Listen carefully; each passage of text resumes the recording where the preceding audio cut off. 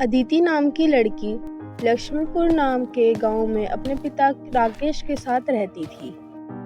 राकेश को शराब और जुए की बहुत बुरी लत थी। वो जो भी कुछ कमाता था उसे शराब और जुए में उड़ा देता था। इस बात से अदिति बहुत दुखी रहती थी। अदिति अपने पिता को समझा समझा कर हार गई थी, लेकिन शराब की लत में वो ऐसा डूब गया था कि उसे किसी बात की परवाह नहीं थी। पापा, आप इतना ड्रिंक्स मत किया करो, आपकी तबीयत खराब हो जाएगी। शराब पीकर आपसे ठीक से चला भी नहीं जाता। चुप, एकदम चुप। अब तू इतनी बड़ी हो गई कि अपने बाप को समझाएगी कि क्या सही है और क्या गलत। सुन, इस घर में रहना है ना तो अपना मुंह बंद करके कोने में पड़ी रहा कर, समझी।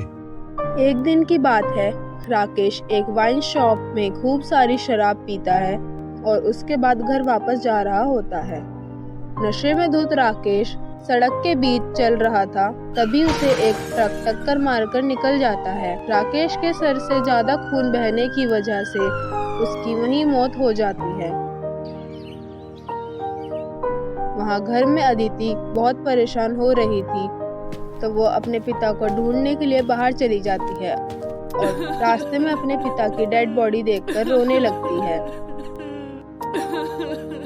पापा, मैंने आपसे कितनी बार मना किया है, लेकिन आप नहीं माने और ड्रिंक्स करना नहीं छोड़ा। आपने मेरे बारे में भी नहीं सोचा कि आपके बाद मेरा क्या होगा। पिता की मौत के बाद अदिति एकदम अकेली हो गई थी। उसका स्कूल जाना भी छूट गया था और वो घर से बाहर नहीं निकलती थी। अरे ये देखो, शराबी की बेटी जा रही है। अरे अब तो तेरा शराबी बाप भी मर गया है, अब किसके लिए शराब खरीदने जा रही है? तूने भी पीना शुरू कर दिया है क्या? पड़ोसियों के ताने सुन सुनकर अदिति का दिल भर आता था, पर वो बेचारी कुछ नहीं कर सकती थी। अदिति अपना गुजारा करने के लिए घरों में झाड़ू पोछे का काम करने लगती है। एक दिन अदिति अपनी मालकिन से सैलरी लेने के बाद घर आ रही होती है।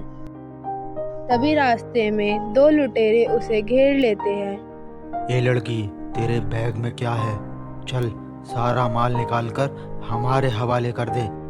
नहीं, मालकिन ने आज ही मुझे सैलरी दी है, मैं ये तुम्हें नहीं दे सकती। अरे लगता है तू ऐसे नहीं मानेगी। चल, तुझे सरदार के पास ले चलते हैं, वो ही तुझे सबक सिखाएंगे। दिखती चिल्लाती है, बहुत शोर मचाती है, पर वहाँ उसकी पुकार सुनने वाला कोई नहीं होता। छोड़ दो मुझे, थोड़ी ही देर में वो लुटेरे अदिति को सोने चांदी से भरी एक गुफा में लेकर पहुंच जाते हैं। सरदार, ये लड़की हमें रास्ते में मिली थी। इसके थैले में पैसे हैं, पर ये हमें नहीं दे रही।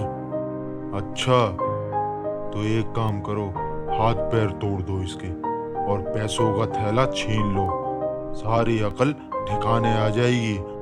ये कहते ही दोनों गुंडे अदिति को एक तरफ बैठाने लगते हैं और जैसे ही उस पर हमला करने लगते हैं, तभी एक जादुई झाड़ू उड़कर वहां आ जाती है और सीधा उन गुंडों की पिटाई करने लगती है। यह देखकर उनका सरदार उन्हें बचाने के लिए आगे आता है, तो वो झाड़ू सरदार को भी पीटने लगती है। जादुई झाड़ू उन तीनों की पीट कर हालत खराब कर देती है। यह सब देखकर अदिति बहुत खुश होती है। तभी वो जादुई झाड़ू अदिति से कहती है, अदिति, तुम्हारे साथ आज तक जो कुछ भी हुआ है वो सब मुझे मालूम है। मैं एक जादुई झाड़ू हूँ, तुम मुझे अपने साथ अपने घर ले चलो, अब मैं सब कुछ ठीक कर दूंगी।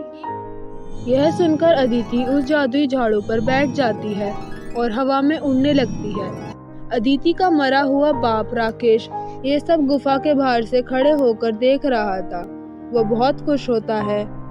आज मेरी आत्मा को शांति मिल जाएगी। मेरी इस जादुई झाड़ू की मदद से अब मेरी बेटी कभी दुखी नहीं रहेगी। मैंने जीते जी तो उसको बहुत दुख दिया, अब कम से कम मरकर तो कुछ अच्छा काम कर लूं। यह कहकर अदिति के पिता की आत्मा हमेशा के लिए मुक्त हो जाती है। वहीं अदिति अपनी जादुई झाड़ू पर सवार होकर घर पहुंच जाती है और खुशी जीवन बिताने लगती है। तो दोस्तों, कैसे लगी आपको हमारी यह कहानी? अगर दोस्तों आपको यह कहानी पसंद आए तो इसे लाइक, शेयर, कमेंट और हाँ, सब्सक्राइब जरूर करें और अपने दोस्तों के साथ भी शेयर करें।